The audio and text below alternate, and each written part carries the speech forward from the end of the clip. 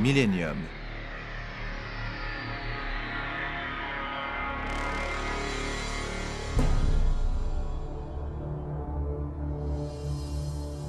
Puis je vis descendre du ciel un ange qui avait la clé de l'abîme et une grande chaîne dans sa main. Il saisit Satan et il le lia pour 1000 ans.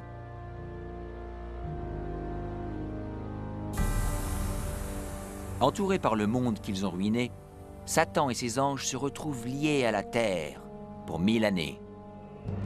Ils sont emprisonnés sur cette planète sombre, déserte et abyssale. Seul avec ses démons, Satan doit attendre et méditer sur sa punition future.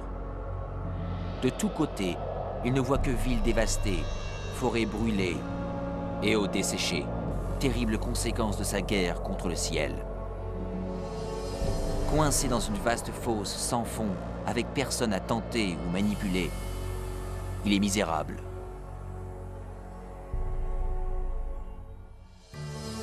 Et je vis des trônes, et à ceux qui s'y assirent fut donné le pouvoir de juger. Ils revinrent à la vie, et ils régnèrent avec Christ pendant 1000 ans.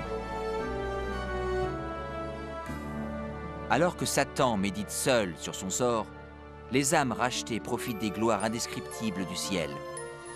Chacun rencontre son ange gardien qui répond aux multiples questions concernant sa vie sur terre.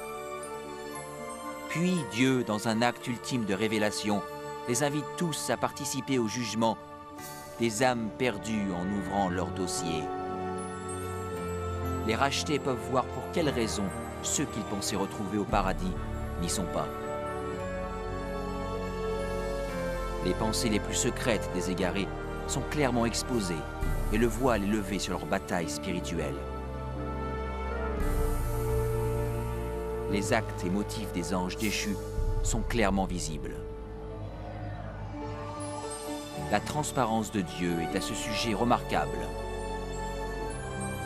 Comme Paul l'annonce dans le premier épître Corinthiens, chapitre 6, verset 2, les sauvés participent au jugement des âmes égarées. Avant qu'un seul pécheur soit puni, son dossier est revu par des humains comprenant les difficultés de la vie sur terre. Tous les maux et les faits des âmes perdues sont pesés devant la parole de Dieu. La justice de leur sentence est confirmée et l'ampleur de leur punition déterminée. À la fin des 1000 années, Jésus et les rachetés préparent leur retour sur terre. Satan, ses anges et les âmes perdues doivent faire face aux dernières conséquences de leurs actes. Les humbles hériteront de la terre, mais Dieu doit mettre en œuvre la phase finale de son jugement et purger l'univers des péchés.